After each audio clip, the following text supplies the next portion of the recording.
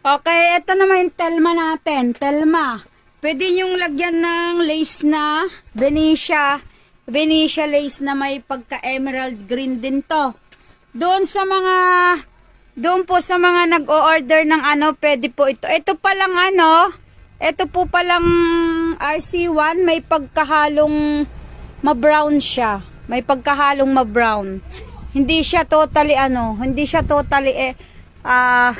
may yung emerald green niya kasi may pagka-gold.